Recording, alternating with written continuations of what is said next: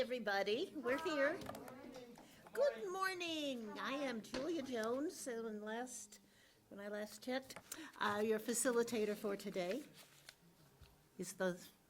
Are we on? Okay, we're on.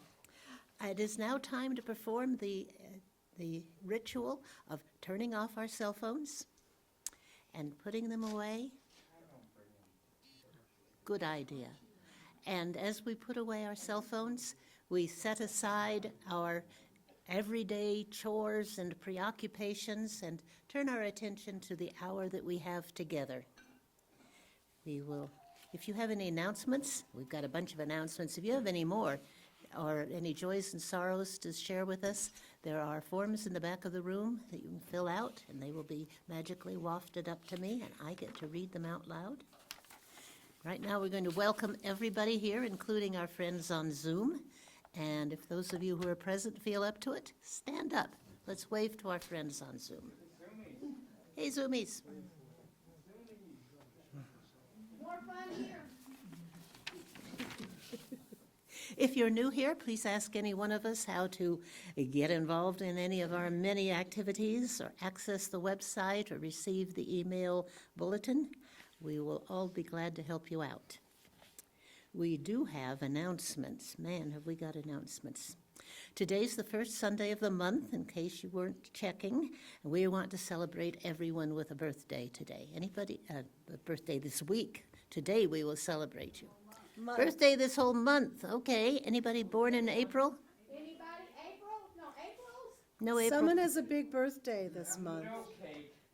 Somebody in the AV booth has a big birthday this month. Oh.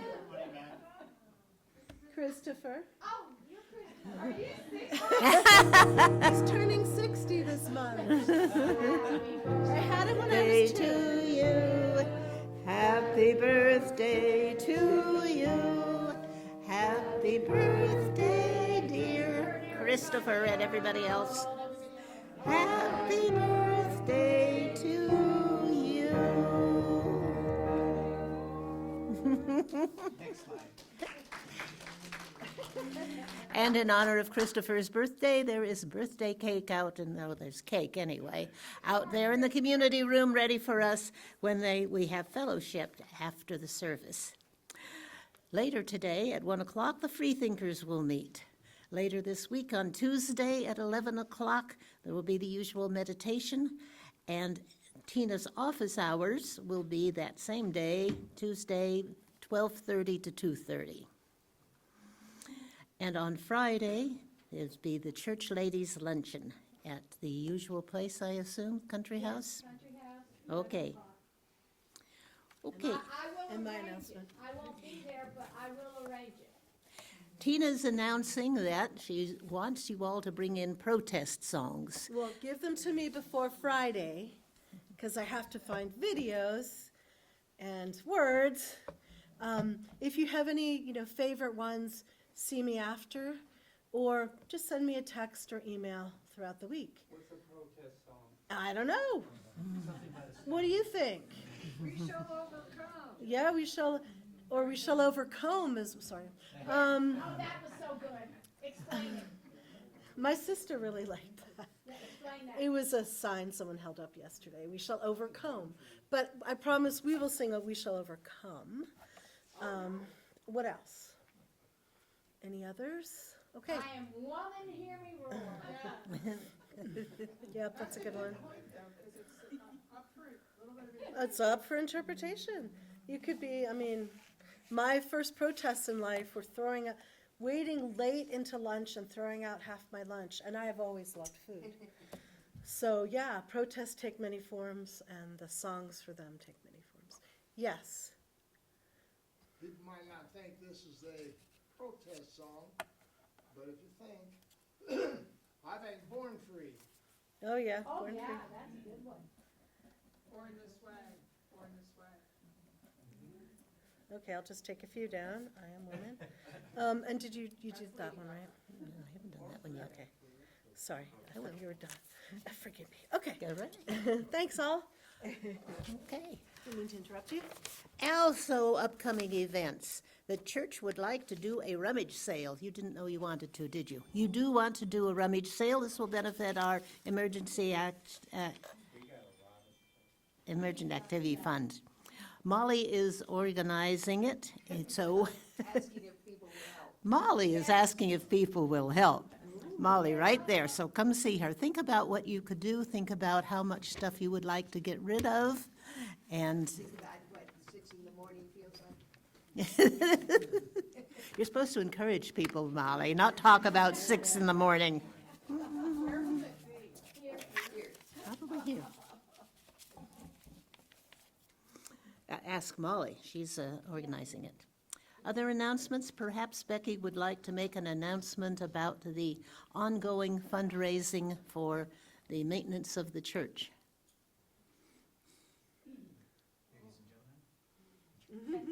Ladies and gentlemen, I now hand you over to Becky. Testing? Yes. No, You're right. That can, okay, got it. I don't need one of these. yeah, but people I know on Zoom. Zoom. Okay, we are nearing the end of our stewardship campaign for 2025, 2026. Can you believe that? 26. Last week, we did get in one, was that it just one more donation or pledge, and there's already been some put out in the box today. So add, those of you who haven't, add yours to that. And I'm not going to be here next week. Aren't you glad? So I hope that by the time we come back the week after that we're at, I'm going to throw this at somebody, huh? There. I hope we're at 90, what's this one? At least over 91,000. Okay, that's what I'd like to see when I come back. Robbie's going to handle this next week, and you agreed to be the speaker next week, right? Sure. Okay. This week, we've got our wonderful Pat Arona, longtime member, and he's going to tell us why he supports our church.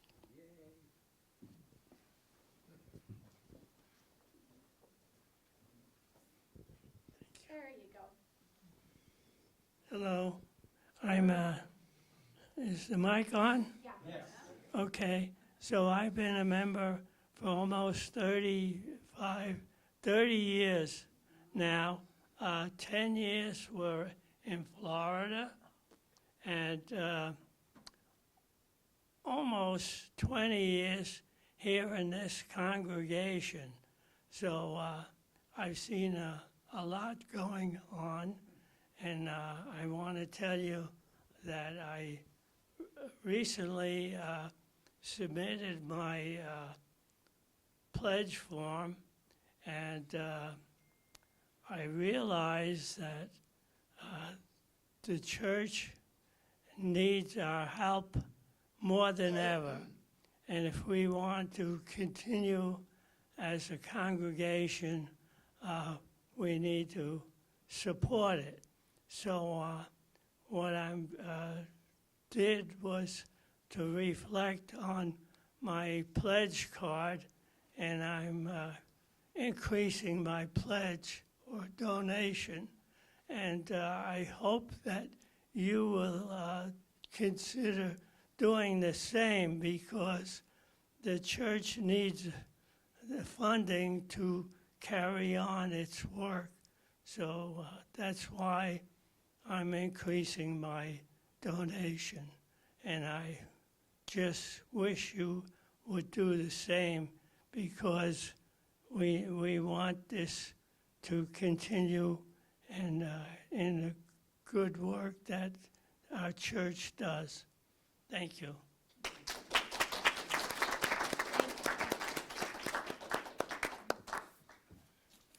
Because this is the first Sunday of the month, we will say our covenant of right relations together. Oh, I'm sorry, you okay. hadn't finished. No, I was thought- just going to say thank you, and like when I come back on the, what is the Sunday, 18th, 19th, 20th, on the 20th, I want to see that Robbie put a whole lot of red ink in here, okay? All right.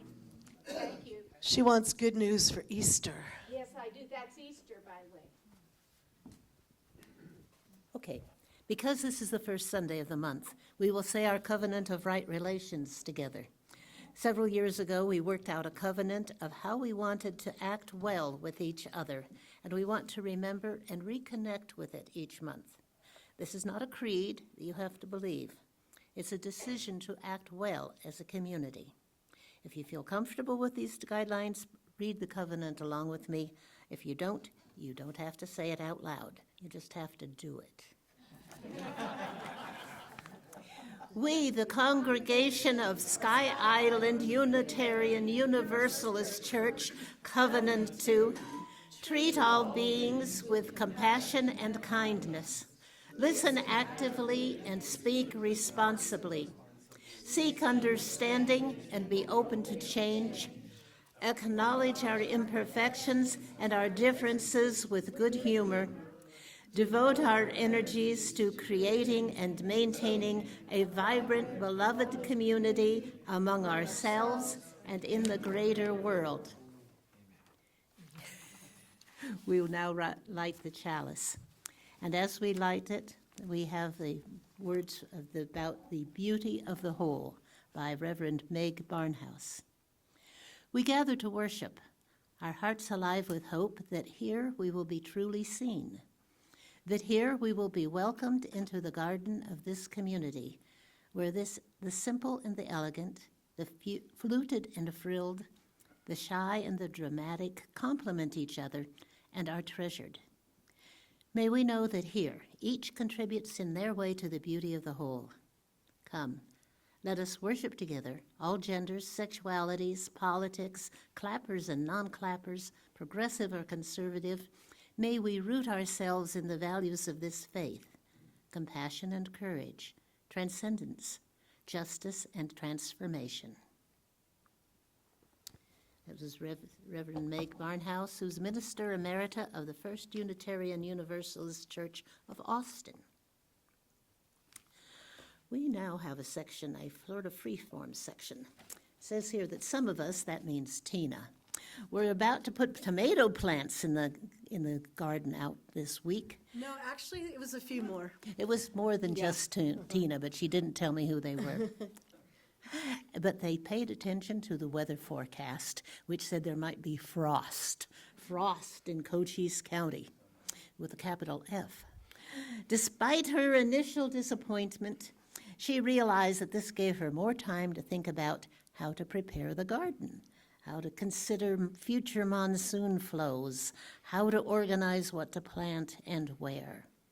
She found good insight from UU sources, using gardening as a metaphor about preparing, dreaming, and planting for our lives, our congregations, our larger communities to grow what she'd like to share today.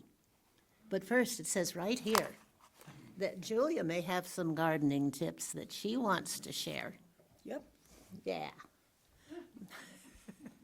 I was last week, was it just last week? The Reverend Sarah Green talked about us, and she was talking about the soil, the seeds that fell on the good soil and the seeds that fell on the bad soil, and I thought, we're the soil that the good seeds fall on.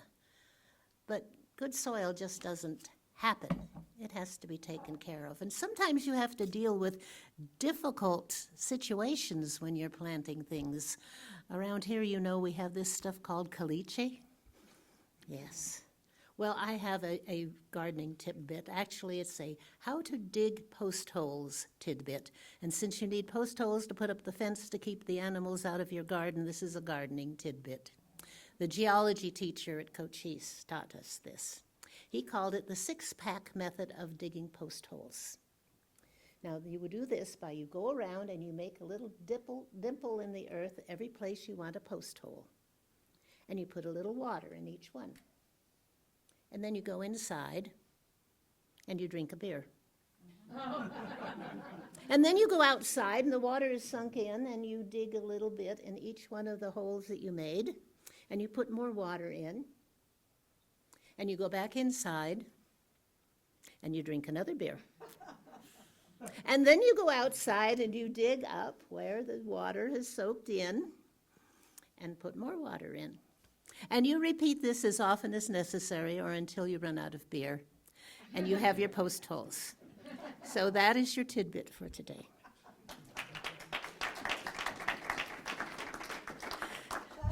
But also, I don't garden, but I have friends who do, and so I've listened to them and all the things that they do to prepare the soil. And we are the soil. But they go out and they dig up great beds, and they tend to they think about the irrigation, or maybe putting in dikes to keep water from running right through your bed, and fences to keep the gophers out. Good luck with that. And then they go digging up the ground, and maybe they add sand, or maybe they add clay, or maybe they add rock, and then they add fertilizer. They put in compost and rabbit poop and fish emulsion, and they dig it up to make good soil. And we are the good soil. So have you had your fish emulsion today? Oh. I was wondering if I could, I know that announcements have passed, but I was wondering if I could make a very important announcement. Do you want to come up here so we can Yes. hear you right on the... And it's also to do with one of the slides that came up during announcements. Christopher, Yeah. if there is a slide about our proposed budget, did you see that? Can you, at the end, put that up so people can watch it while we do the post load? And no,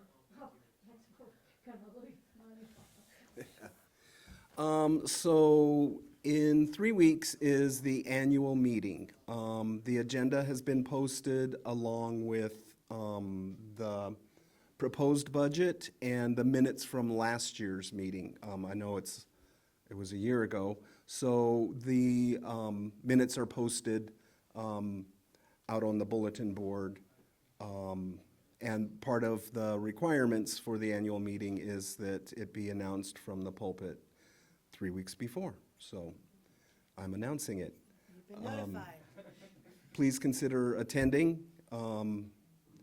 We are electing some new board members, and I believe that's probably the most important item of business. We do need to approve the proposed budget. I guess that's probably the most important. Oh, Pat has a question. Pat? Yes. Do you need a quorum? And we do need a quorum. So the first step of the meeting will be, so I imagine, as we've done in the past, we'll ask everybody to please exit. And, yeah, in order to encourage participation, we usually provide delicious pizza and salads, and we do it up in typical UU fashion afterwards. After we get attendance, yes. And so I believe those are the only three things that we're voting on: the new board members, approval of the minutes, approval of the budget. Oh, and then there was a fourth thing, the new nominating committee. So, and I'll have a whole lot to say, not a whole lot, I'll have some to say before the meeting starts. So please consider attending. It's in 3 weeks, April 27th. Okay,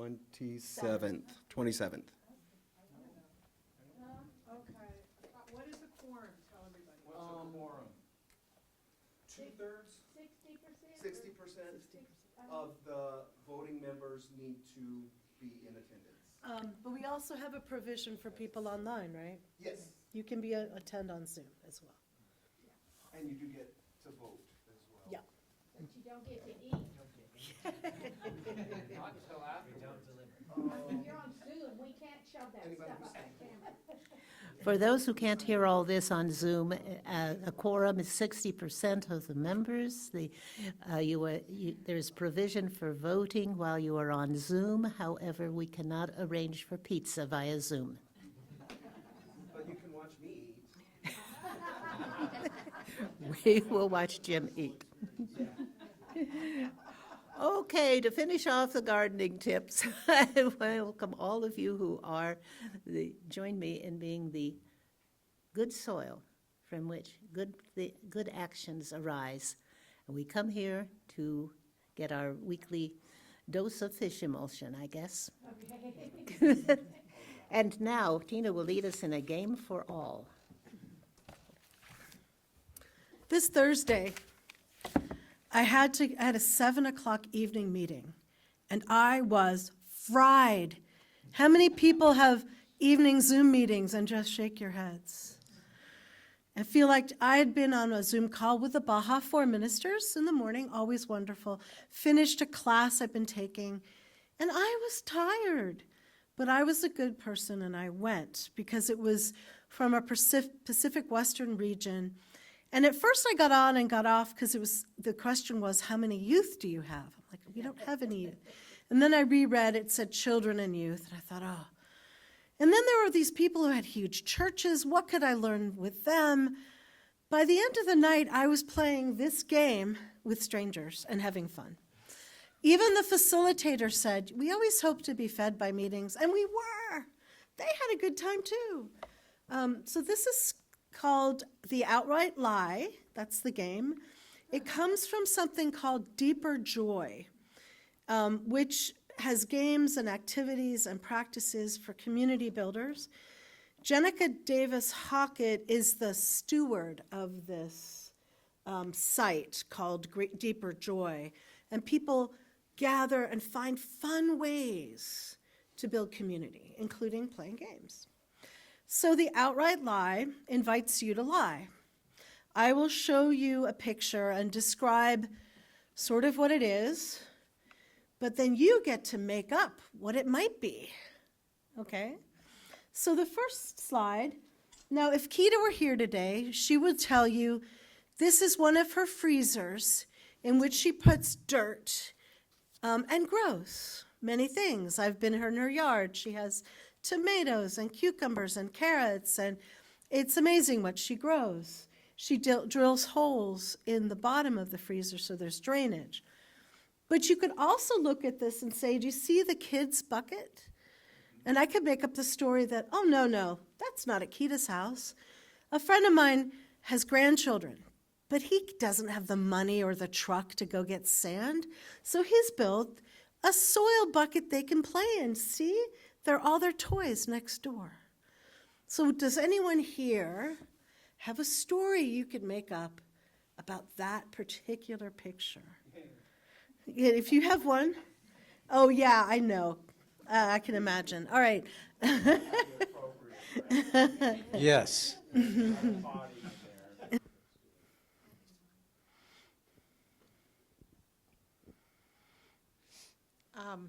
I have an unnatural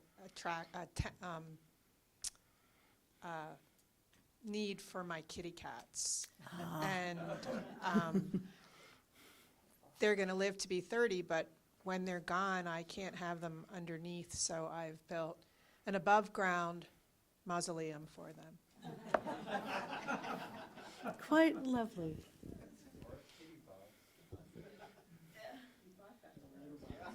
So I add a little bit of water to this, and I use it as a mud bath to help my skin rejuvenate.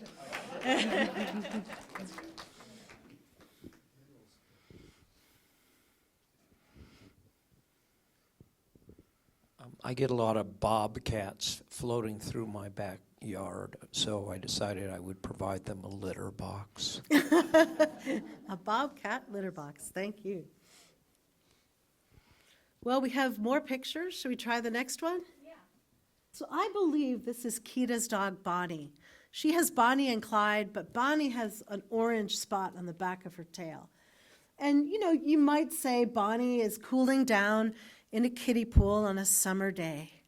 But I think that something interesting has jumped in the water with Bonnie, like a snake or she found a really large koi in there.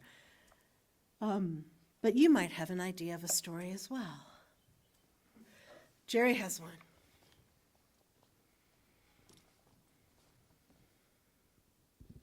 Oh no, the water's done it again. Ah, Is that my reflection in there? That's obviously not a chihuahua.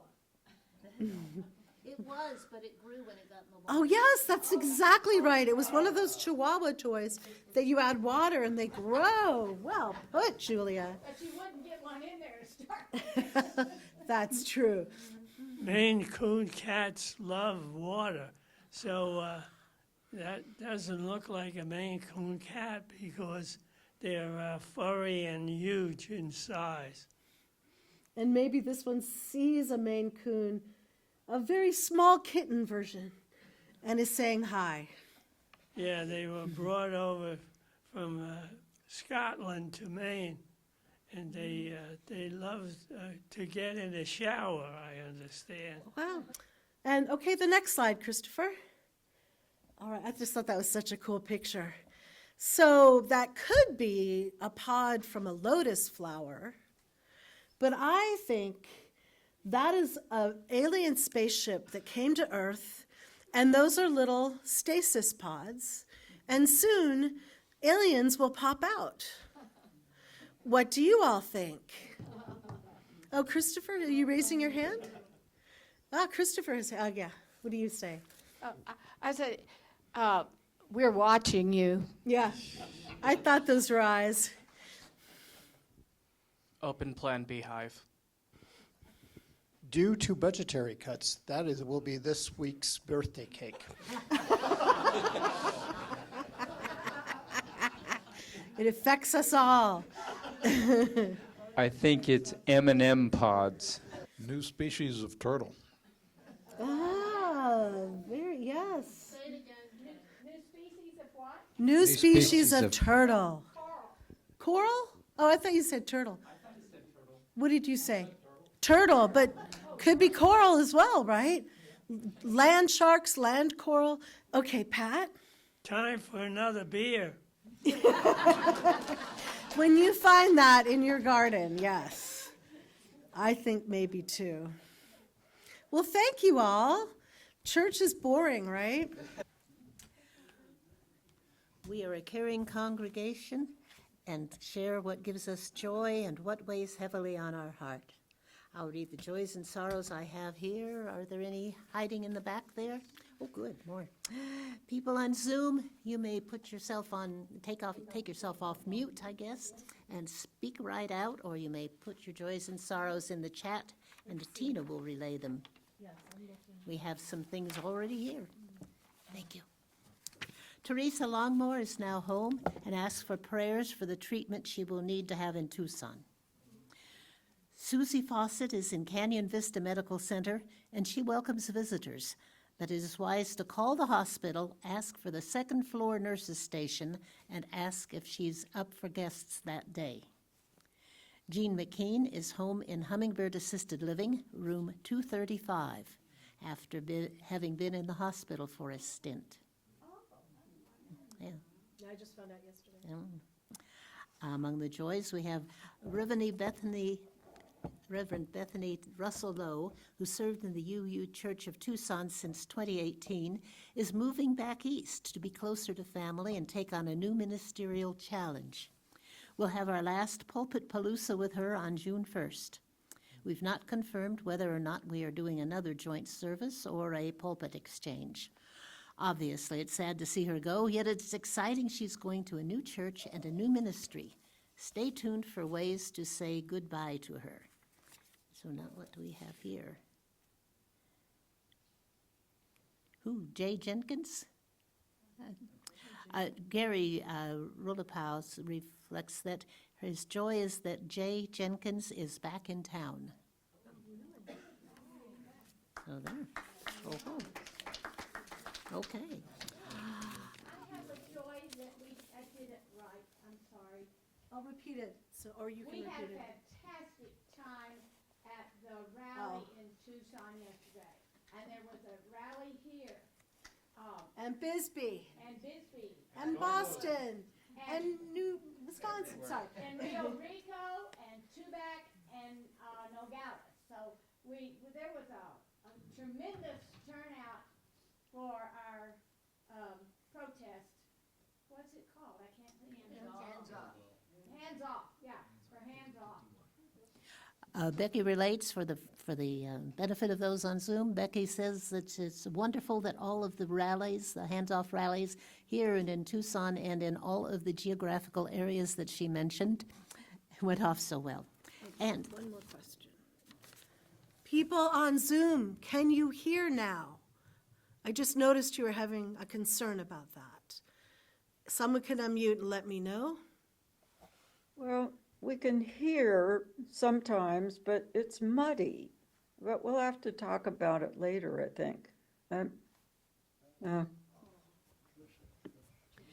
the muddiness is from all of the soil we're stirring up. We have such an outpouring of joy about much the same thing because we have Susan O'Brien wants us to know that this is her joy. She has great joy and gratitude for humans in Sierra Vista, Arizona, all over this country, and even throughout other countries on Earth, who stood up against greed, hatred, imperialism, destroying Earth's environment yesterday, April 5th, 2025. What is happening in the White House currently is the greatest threat to life, freedom of choice, and love many of us have ever seen. And in addition, Dave Weigel says kudos to Tricia for helping to organize a very successful democracy demonstration yesterday. It was really a joy to see all of the demonstrators lining both sides of Thrive Boulevard with their signs. Any else? That's no more joys? That's quite a bit. And we will now we will add some stones into the water for the joys and sorrows that have been expressed today, and also the ones that we didn't get around to saying out loud, which live in our hearts. I've told you this story a number of times. I think it was almost 13 years ago that I put some potting soil in the corner of my yard, and we planted things.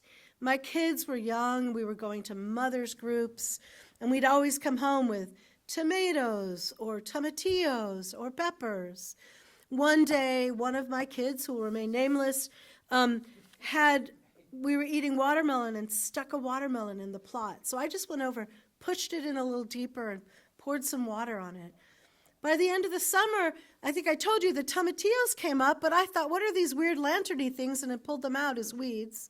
The peppers never came up, but we had tomatoes, and we had a trailing watermelon across the gravel part and a beautiful watermelon. And for me, that was always a metaphor for ministry.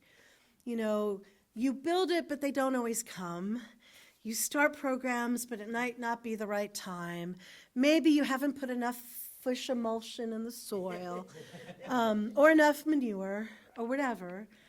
But it's not really what you plant. It's that some things take, some things grow, and you just keep putting in until life shows up. And this week, because it was going to be so unusually cold, I thought a lot about, and I didn't expect actually a little bit of it to fall on us while we were hiking. I thought a lot about all those images of a rose in winter, getting excited about planting, but having to take a deep breath and wait. So since we kind of have to wait, I think by the end of the week we can plant, but don't hold me accountable if that goes awry. We could take a little pause to step back and think about what we could prepare to be ready in our own lives and the life of this church. Really, I should be preaching this on the 27th, but I predict it will be too warm then, the day of the annual meeting, to talk about all this. And so Julia and I talked, and then I started reading all these different UUs and their take on gardens. and they were very helpful. So the first one, I'm not saving the most beautiful reading to the last. Maybe not the most important, but maybe. I am going to start with Sophia Lyon Foss. She lived from 1876 to 1978. She was 101. And she became, in 1959, she was a professor at Union Theological Seminary, teaching education and religious education. She's the first woman professor to be ordained as a Unitarian minister. Not the first woman Unitarian minister, that was Olympia Brown a bit earlier, but first female professor. And then she was ordained by the Cedar Lane UU Church of Bethesda, Maryland, one I know. And she had some really beautiful beliefs that influenced not just education, but the way we are UUs today. The little summary is, it matters what you believe. Some beliefs are like walled gardens. They encourage exclusiveness and the feeling of being especially privileged. Other beliefs are expansive and lead the way into wider, deeper sympathies. And that's the start of, I will read a little more because it's so beautiful. Some beliefs are like shadows, clouding children's days and fears with unknown calamities. Other beliefs are like sunshine, blessing children with the warmth of happiness. Some beliefs are divisive, separating saved from unsaved, friends from enemies. Other beliefs are bonds in a world community where sincere differences beautify the pattern. Some beliefs are like blinders, shutting off the power to choose one's direction. Others' beliefs are like gateways, opening wide vistas for exploration. Some beliefs weaken a person's selfhood. They blight the growth of resourcefulness. Other beliefs nurture self-confidence and enrich the feeling of personal worth. Some beliefs are rigid, like the body of death, impotent in a changing world. Some beliefs are pliable, like the young sapling, ever growing with the upward thrust of life. Now, I didn't have the fortune to grow up in a Unitarian church, but I grew up in a really Universalist UCC church, and it did everything she described. It instilled expansive beliefs. It encouraged us to think for ourselves, introducing us to the wonder of how other people, like Hindus and Buddhists and monks in a monastery, think. Everything she talked about. And for her, it was really important to create an experience that led to greater faith. How many of you ever went off to camps in the summer? That kind of thing where in the rich, fertilized soils of your heart, you are sent out into the world to experience things that deepen your understanding or questioning of the world. That was who she was. And I think that's who we hope to be. But she also gave me an image about gardens. What kind of garden would you want to build? Are you the kind who likes those neat rows of bushes and plants and flowers that you can walk along like in a Jane Austen novel? Or are you one who would, like my mother, she loved forsythia, but she hated, it's a flowering yellow plant that does really well in Massachusetts, not very well where we lived in DC, like the azaleas but she liked those beautiful flowering bushes to be natural. She hated it when people tried to do topiaries out of them, right? Constraining them. But gardens do need structure, right? You need to be able to walk along the path. The gardening forum tells me I will need things for my tomatoes and my beans to grow up. That's much better if they have something they can grow along. You need structure. And I think churches are like this also. We need something to grow organically, but also to have a structure within which it grows. I was reminded of that this week when we had a flood and sewer water coming out of some of our toilets. And yes, the Tanners came and helped me, and my husband, I don't think that's what made him sick, and Dave Weigel practically on speakerphone. But I think we really do need a buildings and ground group that's also diverse, so that we have younger people. Dave Emmert and Alicia have helped with doing work on the grounds, but so many of the things I read talk about the importance of diversity in all of our committees, so that, for instance, when we're nominating, we make sure we pick people of backgrounds and ages and ethnicities and economic status that are different. But really, age is important too, right? To have people of all sorts of ages. So our gardens need to be a bit wild but structured, right? Just like our churches. Second, I came across a number of people who wrote about how a garden can break your heart, how there can be losses, but there also can be amazing surprises. And that, in the words of Jeff Goldblum, what was the character he played? Anyway, from Jurassic Park, life will find a way. So the first one, Rayla Matson is a religious educator and has a garden. Rayla had a grandfather who was in the middle of nowhere, Georgia, with a farm, and now regrets not spending more time on that farm and listening to her father, who always had a beautiful, lush garden. Because the year she wrote was the first year she had produced enough to feed her whole family and have extra to give away. And you know how it happened? She finally had enough compost to put out on her garden, and she had amazing butternut squash. But she didn't plant it. Guess where the butternut squash came from? Her compost, because she makes soup every winter out of butternut squash. She said the squash that grew were large and heavy, beautiful and tasty. I had to give lots of it away. What I know now for sure is my farm will have butternut squash. She said, I dreamed of gardening and living in a way where there's enough for my family and plenty to share. And even if I couldn't figure out how, this year my garden grew. She said, abundant source of life, may we recognize that our gardens and our lives can grow abundantly even when we don't understand how, or that there is always enough to share. I think that's true of our churches too. We don't know what's going to pop up and flourish. I mean, I have no hand in the free thinkers. Some of us call them the freeloaders.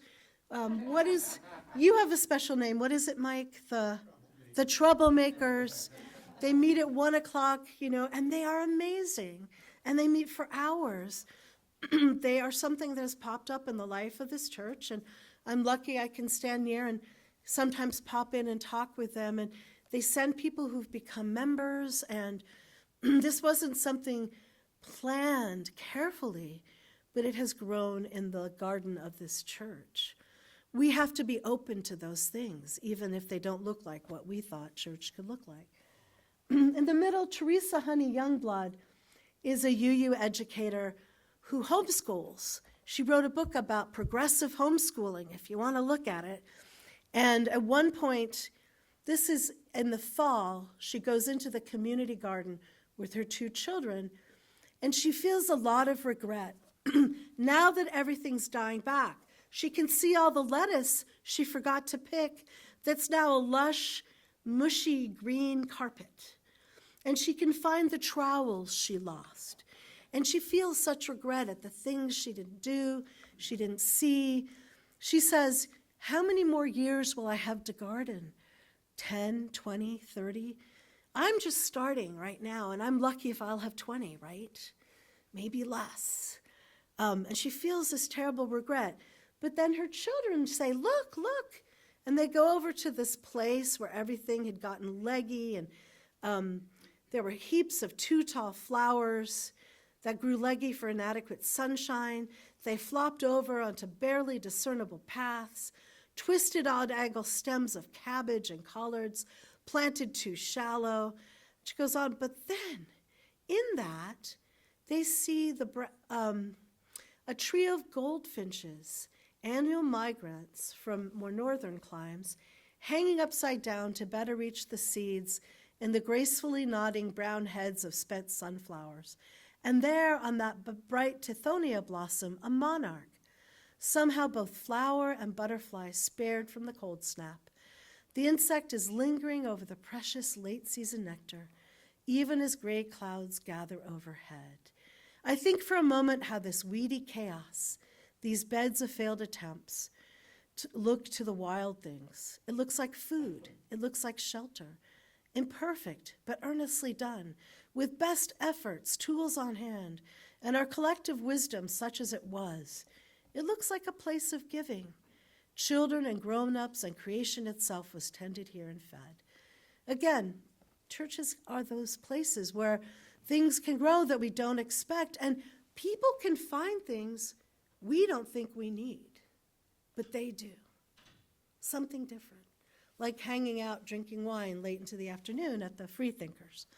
There's something different and something good for everyone. And Melissa Jeter writes about the self-determination of both sets of my grandparents, which helped them survive the Depression. They all came from farms and had moved into cities and found ways to have gardens and animals even in their cities. She never remembered visiting them in the country, but learned from them how to garden, and says her identity derives from my relationship with the ground around me. Growing provides my life meaning, connects me to a long line of ancestors who had their hands in the dirt because it was keeping them alive. Their work brought me to this life. I am alive. I am fortunate not because I have a backyard, but because I grow in this quiet space of connection to people who brought me to life. The gardening I do harnesses the power within as I connect to the way of my ancestors' survival. This too is religion. And I see our churches as having a rich history that it's good to know about. Our ancestors continue to feed us, even if we're not related to them. They have a wisdom and understanding, like Sophia Lyon Foss, that feeds us still. And who knows for whom we will be ancestors, right, in these buildings. Finally, if you go to the final slide, part of that Thursday night gathering when I was exhausted, I heard from Dr. Melissa James. She works for the Pacific Western region about religious education, and she talks about the difference between how we look for success, right? I still am plagued by desires to have a big church and many children here and large curriculum, and I mean, it would be lovely, right? But flourishing is something different. Flourishing is when you come into a place and there's connection made and there's life and people are being fed, even if you only have one kid in worship that week. So I wanted to show you some ideas about flourishing. Okay, so this is a garden that's flourishing, right? This is what I want to aim for. This is one where there are carrots and, you know, there's some life and it's outside. Now we'll see a video. This is what looks like flourishing for me and maybe Christopher. We finally planted wheatgrass and it sprouted and somebody is eating something we planted.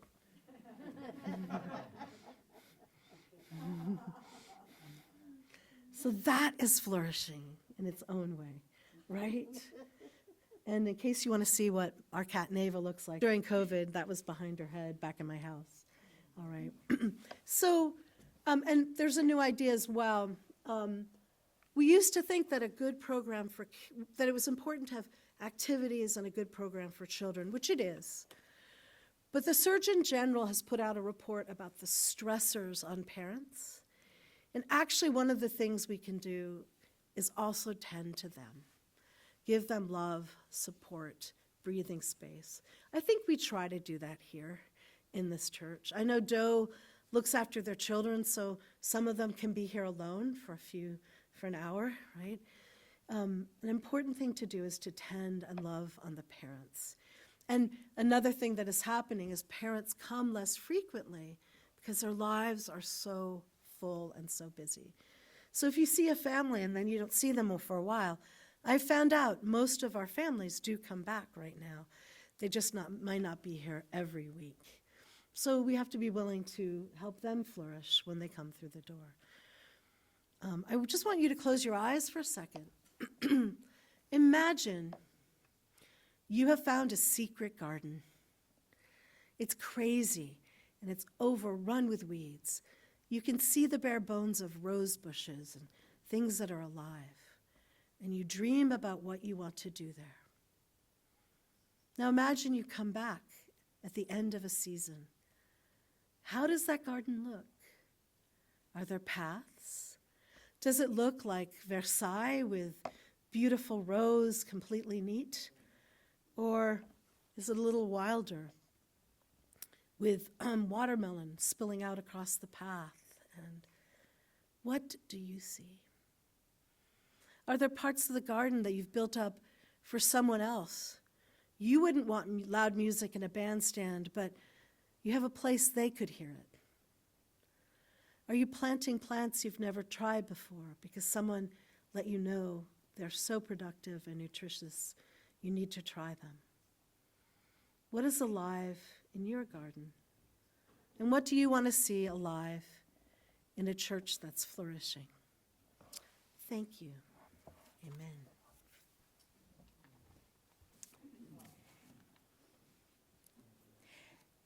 And as we extinguish the chalice and go out into the world, may these words accompany us. All too often, we pace the geometries of our walled gardens, believing we are traversing the whole of creation. With spirits of discovery, let us uncover the mysteries nested in our routines. With the eagerness of children, let us seek out the secrets unfolding in our peripheral vision. Let us behold each fellow creature with reverence. Let us greet each day with praise and thanksgiving, for life is a gift of incomprehensible magnitude. Our lives are voyages with unknowable destinations. Along the way, let us meet, kiss, challenge, and support one another. Let us fashion a network of mutuality and extend it into the larger world. In these ways, we forge lives of goodness and beauty. In these ways, we know the life of prayer. This reading was by the Reverend John Gibb Millspaugh, Executive Director of the Unitarian Universalist Animal Ministry. And now, as Becky plays us the postlude, after she plays us the postlude, we may leave, go in peace, and turn on our cell phones. And have birthday cake. And birthday cake!